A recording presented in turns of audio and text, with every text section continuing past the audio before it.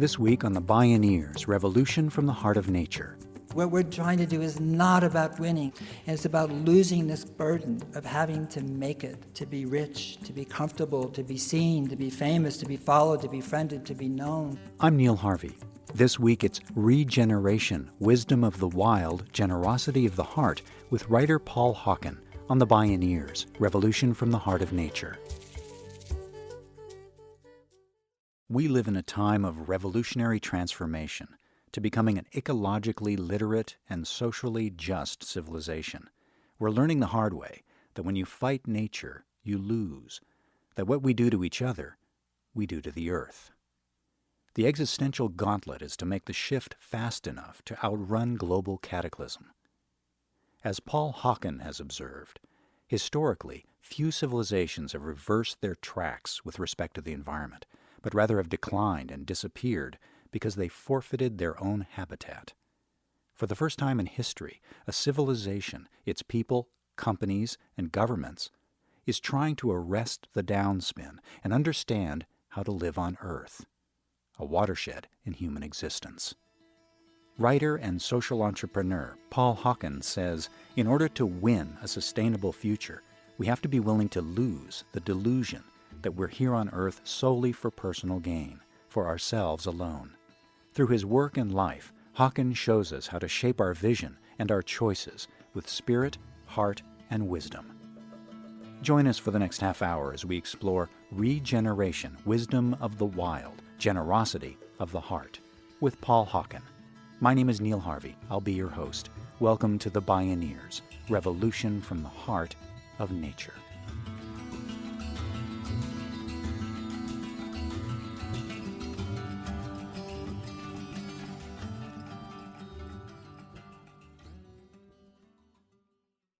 It would be impossible to estimate Paul Hawken's influence because he's influenced so many influencers, because he's bridged so many divides, because his vision has been so prescient.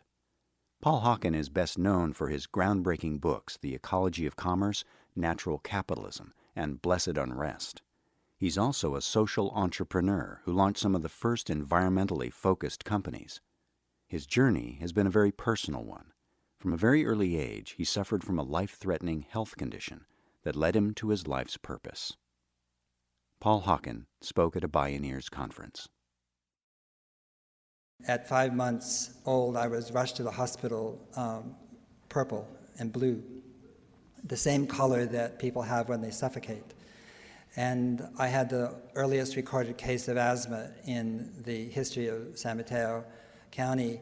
And this kept repeating itself when I was 7 months, 8 months, 9 months, and I actually have memories of this. But the memory that is most burnished in my mind was when I was 14 months old, I had the worst case, and I was rushed to the hospital, and the hospital said that basically I was dead, and that they put me in an oxygen tent. And there I stayed for 6 weeks, strapped down with IVs, and they asked my mother and father to not come to the hospital because when they did, I started to wriggle around and I got upset. And for all of you who know me who think I'm sort of socially inept, now you know why. Paul Hawken was stricken with asthma throughout his childhood. On the advice of doctors, he took prescription medicines, but to no avail. Asthma continued throughout my life until I was 20 years old, and when I was 20, I read a book, and what it said was that if you're sick, it's your responsibility, no one else's. And I found that deeply offensive and true, and so I went on a very, very rare diet, not rare, but some of it is, constricted, which is rice and tea. And I did that for 10 days, and for the first time in my life, I wasn't taking medicine. And so I started to experiment, and I started to add things, of course, back into my diet, and I made myself a laboratory for a year. And what I discovered living here in the Bay Area was at that time, to eat natural foods, you had to go to Chinatown, to Japantown, you had to go to the Mission, you had to go to Lebanese stores, you had to go to Oakland, to the grain mill, you spent the whole day Saturday doing your shopping, essentially. And having grown up part of my life on a farm, I thought there would be a place in society for a store that just sold natural food. And really, there was no natural food stores at that time. Hawken's healing experiment led him to start his first company, the first natural food manufacturer and distributor in the United States. One day, a customer asked him how he could be sure of the organic labeling claims. That got him thinking. He really didn't know. When he wrote to companies asking for verification that their products were indeed organic or cold-pressed, he learned that many things he was selling were not as advertised. And it pissed me off in a way that I decided to replace and replicate everything that I was selling and then some from legitimate, honest farmers in this country who grew food organically or biodynamically. And that's what I set out to do. By 1970, Paul Hawken was at the forefront of the organic food movement, contracting with 57 farmers in 35 states to supply his companies. As a contractor to growers around the country, I went all around and flew to farms, learned a lot about farming from them. And one of the farms that made a big impression on me was in Jefferson, or Jefferson, as they say in Louisiana. And they grew long-grain organic rice for us. And when I was down there and I walked the fields and I talked to the farmers, and you could see in different fields planes going over with carbamates, organochlorines, organophosphates, and it was, you realize when you stand out there that it is poison. It is poison out there. And to carve out an organic farm is not as easy as it sounds if you're next to other farmers. And what I saw in my farmer that took me, he said, I want to show you something. And what he showed me was dead pelicans. And those pelicans died because they ate fish and they ate feeding on the rice seeds that were covered with methylmercury for fungicide, right? And it's when I realized that we have invented an economic system then and now that doesn't just kill life, it depends on killing life, right? That is our economic system. Hawken set out to wake up business owners and consumers to the interdependence of all living things. He came to realize that his personal health crisis paralleled the health crisis of the entire ecosystem. In fact, the two were inseparable. And until that time, I saw wildlands, and I saw wilderness as wilderness, and this is wild, and as parks and buffer zones and so forth, and then there was the human-made world and agriculture. But the pelican at my feet, which world did he belong to? The human world, the wild world? And it was then that sort of division sort of just swept away. It was gone. I never saw that anymore. I realized there was only one world, and it is a wild world.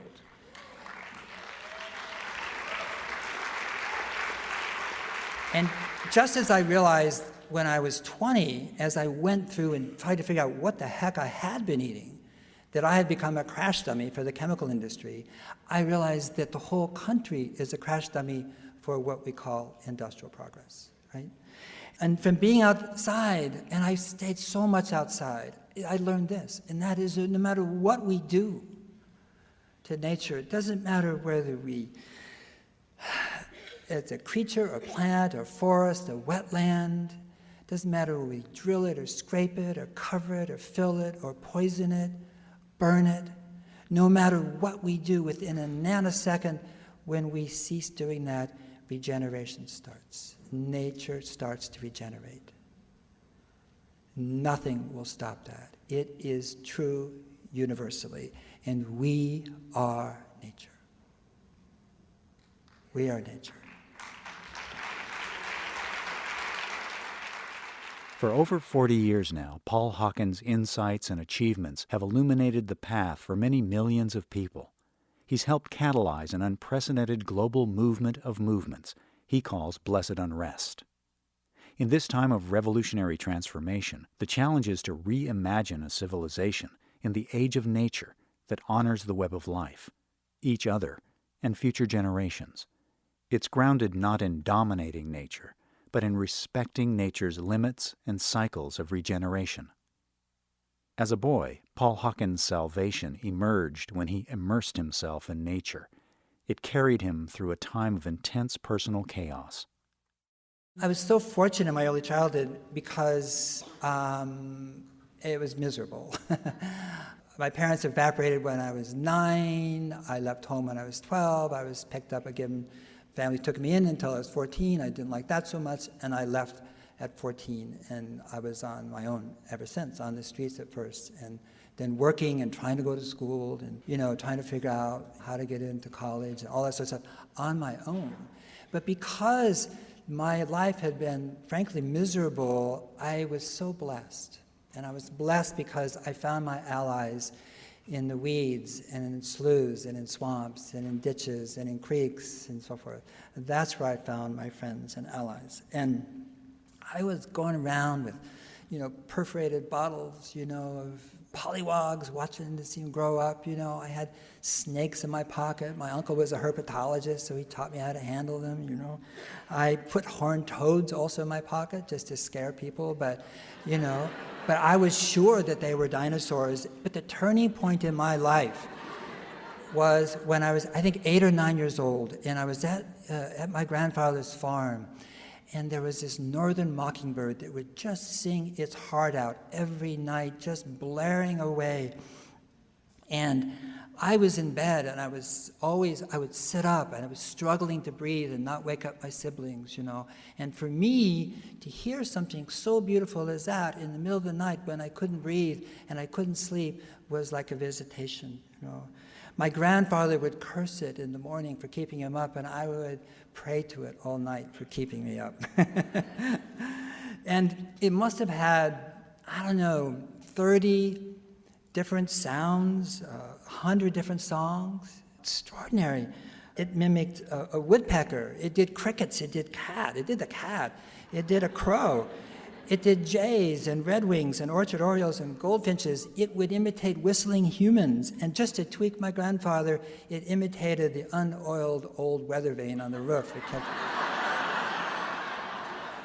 And it did this all along while it was dancing and hopping and jumping up and down, bobbing its head and jiving up. And just like, I am having the best time in the world, I don't know what's wrong with the rest of you guys. And I'm eating two times my weight every day in ants and wasps and grasshoppers just so I can sing, and I don't care if anybody's listening. Right? I thought, there's my totem. That was what I knew, that there was something else than this institutionalized, alcohol-smelling, antiseptic hospital world, of sickness, and that there was something out there that was so sweet and so wonderful. When we return, more with Paul Hawken. This is Regeneration, Wisdom of the Wild, Generosity of the Heart.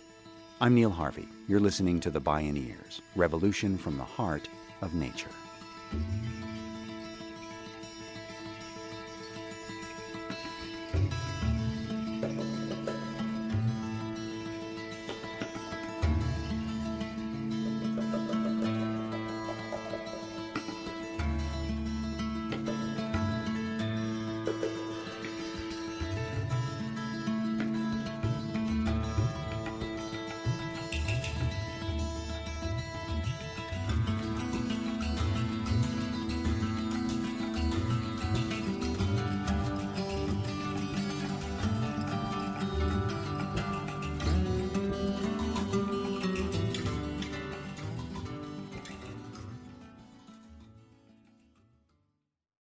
To explore more Bioneers radio shows and video programming, please visit media.bioneers.org. Paul Hawken's nature-inspired approach is spreading rapidly today in highly practical applications, such as the design science of biomimicry, innovation inspired by nature. From the banking industry to urban planning and green building, nature is being seen as a mentor, model, and teacher, rather than a physical resource. Paul Hawken has helped lead this awakening, this revolution from the heart of nature. We see wild, like, whoa, it's crazy or something like that, but wild is not crazy, We think of it as uncontrolled. Wild is not uncontrolled, Wild means original, it means innate, it means authentic, it means instinctive, it means deep-rooted, it means sanguine, it means fearless, right? And the overwhelming array of industrial forces, that are lined up against the living world, the pipelines, the mines, the pesticides, the pharmaceuticals, the emissions, the trawlers, the foxcons, the banks, all these things, they favor uniformity and sameness and oppression and repetition and hierarchy and force, This is violence, this is death, this is not wild. Wild is exquisite. Wild is about benefiting all beings. That's what wild does. Wild benefits all living things. In Janine Benyus's famous words, life creates the conditions that are conducive to life, right? Wild is not crazy. Wild is an awakening, Crazy is double glazing the planet with the Carboniferous era. That's crazy. Killing the oceans with carbonic acid. Crazy is sterilizing our soils and then genetically manipulating our seeds to fix our stupidity, right?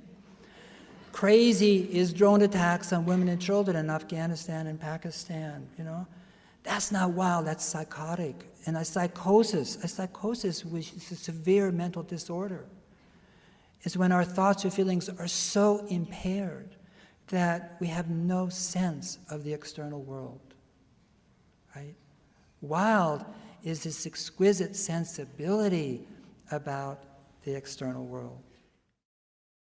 Hawken says wild is why millions of environmental and social justice organizations around the planet are rising in the blessed unrest of resistance and restoration movements.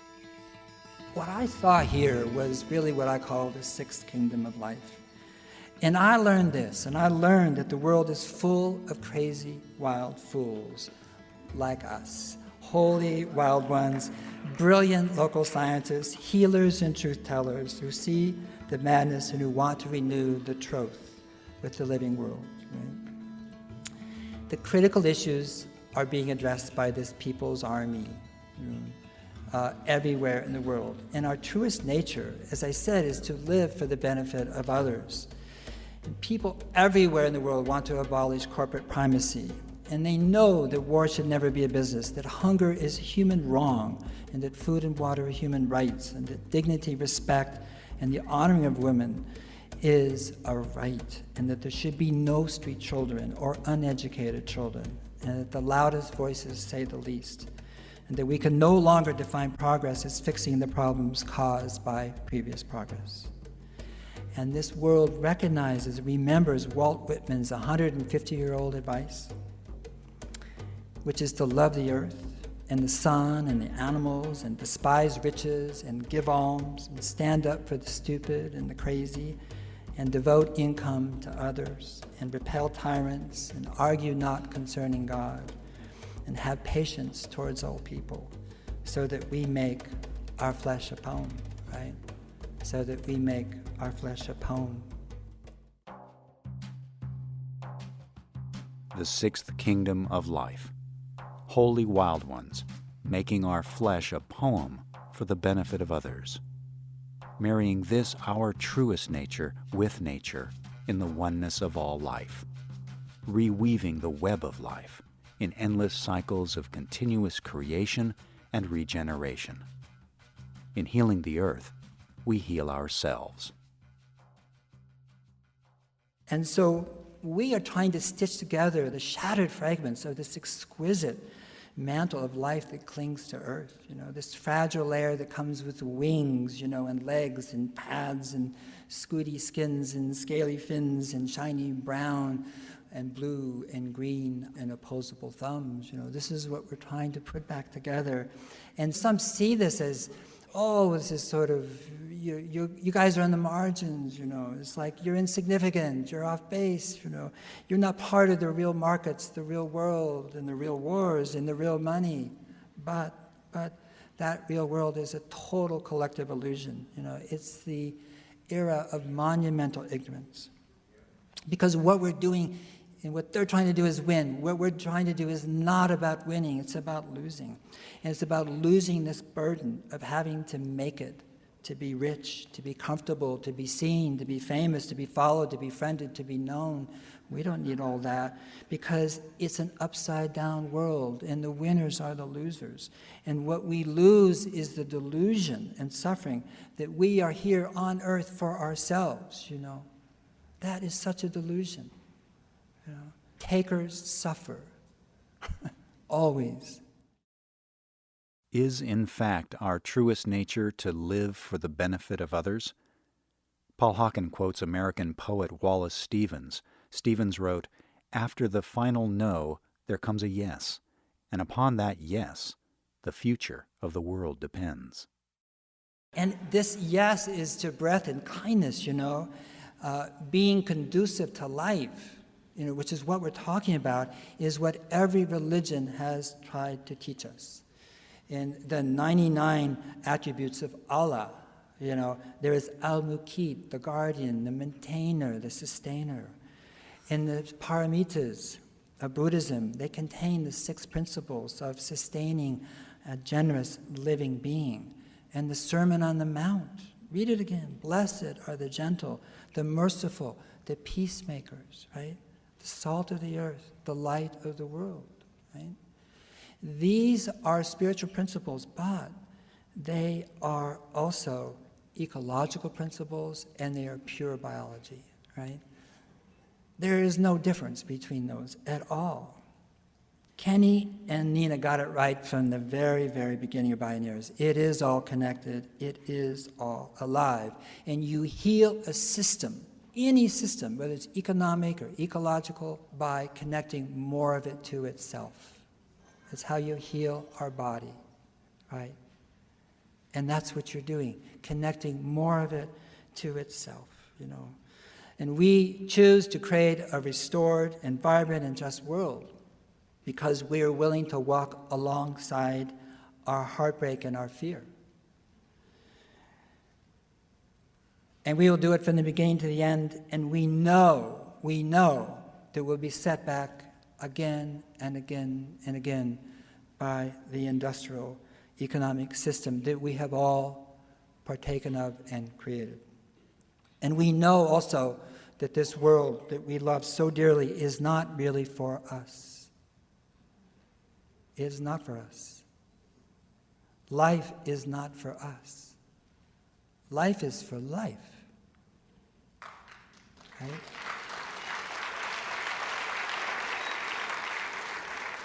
And when we have that awakening, and I know you've had it sometime in your life, if not many times, that awakening, not a thought that, oh, I'm a part of nature. No. That experience of being life, of being absolutely connected to everything and all beings, past, present, and future, so forth, you know, then you don't want a life that's about you.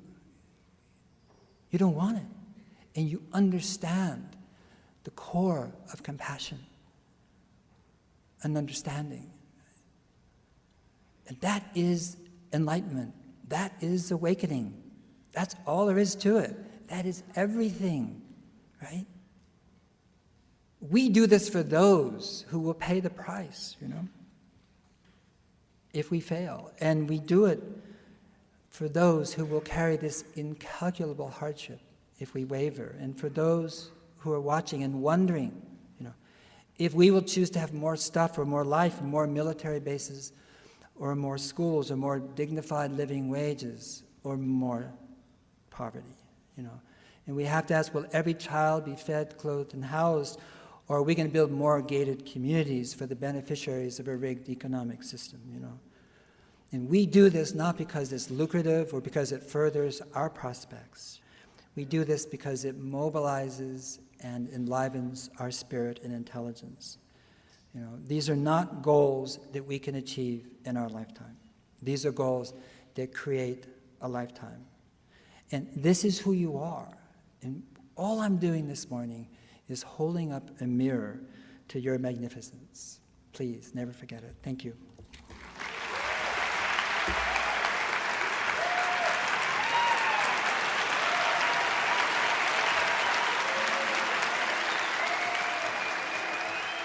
Paul Hawken. Regeneration, wisdom of the wild, generosity of the heart.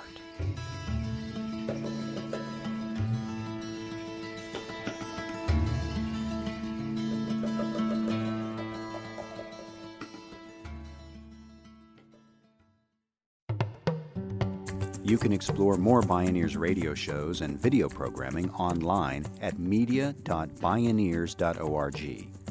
For information on attending the National Bioneers Conference and Bioneers events in your area, please visit bioneers.org or call 1-877-BIONEER.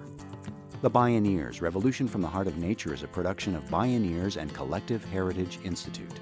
Executive producer Kenny Ausubel. Written by Catherine Stifter and Kenny Ausubel. Senior producer Neil Harvey. Managing producer Stephanie Welch. Production management and station relations Kate Hunter. Distribution is by WFMT Radio Network. Our theme music is taken from the album Journey Between by Baka Beyond and used by permission of Hannibal Records, a Rykodisc label. Additional music was made available by Colin Farish at www.colinfarish.com. For more music information, please visit media.bioneers.org. The opinions expressed in the Bioneers Revolution from the Heart of Nature radio series are those of the presenters and are not necessarily those of Bioneers and Collective Heritage Institute, the underwriters, or this radio station. My name is Neil Harvey. Thank you for listening. I invite you to join the Bioneers in inspiring a shift to live on Earth in ways that honor the web of life, each other, and future generations.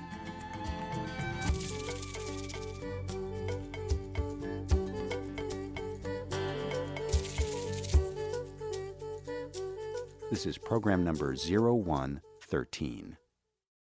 This program was made possible in part by Organic Valley Family of Farms, organic and family-owned since 1988. Visit organicvalley.coop. Mary's Gone Crackers, healing the planet through conscious eating. Gluten-free and vegan products since 1999. Learn more at marysgonecrackers.com.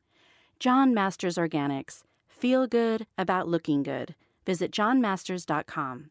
Funding also provided by a grant from the Park Foundation, dedicated to heightening public awareness of critical issues. And by the generous support of listeners like you.